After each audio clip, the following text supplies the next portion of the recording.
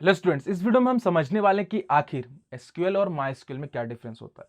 ये क्वेश्चन काफी ज्यादा इंटरव्यू में पूछा जाता है। वीडियो को आप एंड तक देखना। वीडियो अच्छा लगे तो वीडियो को लाइक करना, काफी इंफॉर्मेटिव सी चीज बताने वाला हूँ। और सब्सक्राइब जरूर कर देना। चलिए स्टार्ट करते हैं। ये क्वेश्चन पूछा जाता है और हम बहुत ज्यादा कंफ्यूज जाते हैं। हमें एक चीज पता होना चाहिए कि एसक्यूएल जो है, यहाँ पर उसके नाम पे ही दिख रहा है। एसक्यूएल जो है यहाँ पे क्या है, नाम पे ही दिख रहा है, स्ट्रक्चर्ड क्वेरी लैंग्वेज। पहले हम ये समझ लेते हैं कि ये चीज़ क्या है, आपको थोड़ी सी क्लियरिटी मिल जाएगी। हमने क्या किया कि C++ एक लैंग्वेज है, उसको यूज़ करके मैंने जैसे कि कोई एक सॉफ्टवेयर है, ऐप बना दिया।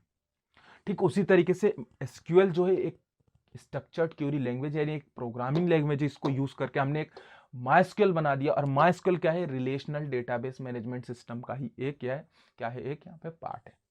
अब इसके बाद में एक चीज और, आपको इतने में क्लियरिटी नहीं मिली, दूसरी चीज बताता हूँ।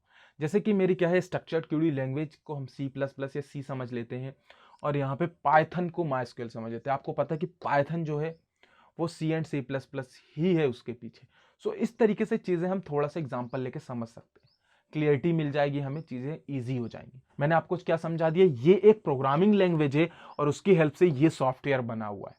ठीक है, अब ये सॉफ्टवेयर हमें किस काम के लिए हेल्प कर रहा है, तो वो है हमारे डेटा के ऊपर वर्क करने के लिए। ठीक है, यहाँ पे सबसे पहली चीज हमें क्या लिखनी होगी कि एसक्यूएल जो है वो क्या है। एसक्यूएल इज ए लैंग्वेज, ये एक लैंग्वेज है, programming language to manage the data. और हाँ, एक चीज मैं आपको और बताना चाहूंगा, ये जो है एसक्यूएल जो है स्ट्रक्चर्ड क्वेरी लैंग्वेज, ये 4th जनरेशन की लैंग्वेज है। 4th जनरेशन की, यानी कि हाई लेवल लैंग्वेज है। ये चीज पता होनी चाहिए आपको। My SQL is a database software. ठीक है, चलिए अब बात करते हैं सेकंड की। तो जैसा मैंने कहा कि एसक्यूएल जो है, एसक्यूएल इज स्ट्रक्चर्ड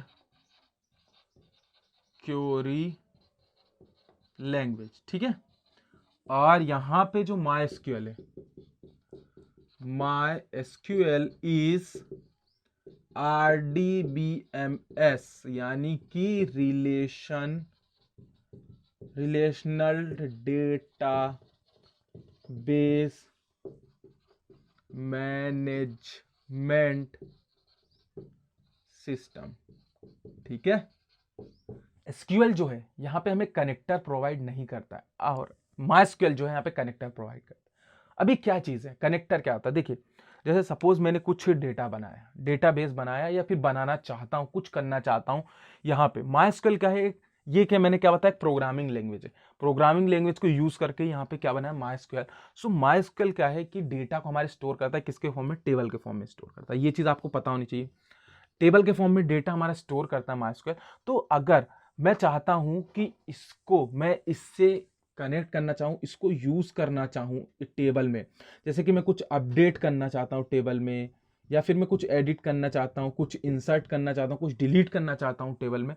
यहाँ पे क्या प्रोवाइड करते हैं, यहाँ पे हमें कनेक्टर, जिससे कि हम अपने डेटा से कनेक्ट हो पाए और उस पर हम अपनी क्वेरीज या टास्क परफॉर्म कर पाए। तो इस तरीके से कनेक्टर की हेल्प से, अब जिसने यहाँ पे ये चीजें यूज की होंगी, जैसे मैं आपसे बात करूँ, आपने कोई पाइथन का प्रोजेक्ट बनाया होगा, आपने पाइथन में कोई जेंगो यूज किया होगा, या फिर जावा का बनाया होगा, या C++ का बनाया होगा, तो आपने हमेशा क्या एक यहाँ पे उसके डेटाबेस से चीजें आप कनेक्ट करते हो। ये चीज आपने देखी होगी कि आप सबसे पहले तो अपने डेटाबेस से अपने किसी भी एप्लीकेशन को, ऐप को कनेक्ट करते हैं, फिर उसके ऊपर टास्क परफॉर्म। वही चीज क्या है, माइस्क्यूएल के पास कनेक्टर प्रोवाइड करता है कि उसके डेटा पे हम वर्क कर सके। बट एसक्यूएल के पास यार ये तो एक लैंग्वेज है ना, तो इसको कनेक्टर हम क्या करें, क्योंकि डेटा को थोड़ी ना स्टोर कर रहा है, डेटा को तो ये स्टोर कर रहा है। यहाँ पे हम क्या लिख सकते हैं, इट डज नॉट प्रोवाइड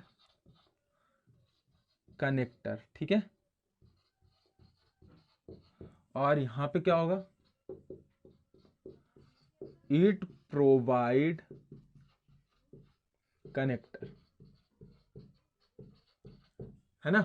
चलिए अब बात करते हैं इसकी लैंग्वेज की। तो ये it is available in different language. ठीक है, और ये इसकी बात करें तो it is available in only English language. It is available in only English language. तो चलिए ये चीज क्या लिखी है, काफी अलग सी चीज लिख दी। आप सोच रहे होंगे ये कहां से बीच में आ गया। तो देखिए इसको मैं समझाता हूं। जैसे कि ये अवेलेबल होता है डिफरेंट लैंग्वेज में। जैसे कभी आपने अगर HTML यूज किया हो, HTML के ऊपर सबसे लैंग लिखा रहता है इस तरीके से, LANG इस तरीके से EN। तो ये जो चीज लिखी रहती है, तो जो हमारी लैंग्वेज होती है, प्रोग्रामिंग लैंग्वेज होती है, हम उनकी लैंग्वेज चेंज कर सकते हैं। मतलब वो एक लैंग्वेज में तो नहीं होगी ओनली इंग्लिश में, अलग अलग लैंग्वेजेस में होती है। बट जब हम बात करते हैं यहाँ पे किसकी, माइस्क्यूएल की, तो माइस्क्यूएल सिर्फ ओनली इंग्लिश लैंग्वेज में ही है। तो इस तरीके से चीजें होती हैं। ठीक उसी तरीके से इसको हम अलग अलग डिफरेंट लैंग्वेज में यूज कर सकते हैं, इसको नहीं कर सकते। चलिए बात करते हैं पांचवें डिफरेंस की। अब देखिए SQL is used for query database. इसको मैं अभी बताता हूं आपको क्या चीज है। यहां पे क्या होगा कि जो हमारा MySQL है, MySQL स्टोर डाटा, ठीक है, यहाँ पे इज नहीं हटा देता। MySQL स्टोर करता है डेटा को। इस चीज को समझ लेते हैं। देखिए क्या SQL is used for query database. Query database मतलब कि जैसे मैं बात करूं MySQL, अब सिर्फ MySQL नहीं आता इसके अंदर। जैसे मैं बात करूं ओरेकल सॉफ्टवेयर, DB2, DBSQLite, ये ऐसे सॉफ्टवेयर है जिन्होंने SQL यानी इस प्रोग्रामिंग लैंग्वेज को यूज करके, है ना, इस प्रोग्रामिंग लैंग्वेज का यूज करके यहाँ पे वो सारे सॉफ्टवेयर डेवलप किए। चलिए अब मैं बात करता हूँ इसके आगे के डिफरेंस की। और हाँ, ये MySQL सिर्फ डेटा को स्टोर करता है, ये मैं जब से बता रहा हूँ स्टार्टिंग से। सो 6 डिफरेंस को हमें समझना होगा। काफी अच्छा सा डिफरेंस है। देखिए कभी आपने, जैसे मैं सॉफ्टवेयर की बात करता हूँ, सॉफ्टवेयर आपके मोबाइल में आपने यूज कर रहे हैं, उसका हर 10 दिन में 15 दिन में एक अपडेट आता है। अपडेट आता है कि नहीं आता? अब वो अपडेट आता है, बट जब हम बात करते हैं किसकी, एसक्यूएल की, तो एसक्यूएल एक प्रोग्रामिंग लैंग्वेज है, इसमें अपडेट नहीं आता है। हाँ ये कह सकते कि उन्हीं को यूज कर करके उनकी डिफरेंट मेथड्स, लाइब्रेरी, ये सब चीजें बना के आ तो जाती हैं, बट जो उनके ओरिजिनल कोड्स हैं उनमें कोई भी अपडेटेशन नहीं होता है। चाहे C++ की बात करूं, C की बात करूं, या फिर मैं जो भी प्रोग्रामिंग लैंग्वेज है उनकी बात करूं, कभी भी ऐसा नहीं कि उनके जो ओरिजिनल कोड्स हैं उनमें अपडेट आए, ऐसा नहीं होता। It does not get any updates, ठीक है, because it is a programming language, ठीक है। और यहां पे क्या होगा, it does get update because it is a, ये क्या है, एक इट इज सॉफ्टवेयर। चलिए ये हो गए काफी अच्छे से डिफरेंस। आई होप आपको यहां से चीजें समझ में आई होंगी। इस तरीके की और वीडियोस देखना चाहते हैं, वीडियो को लाइक करना, और कुछ अलग टॉपिक्स पे आपको वीडियो चाहिए उसमें कमेंट करके बता सकते हैं। मिलते हैं नेक्स्ट वीडियो के साथ ऐसे ही इंफॉर्मेशन, नॉलेज के साथ। Make easy, learn easy.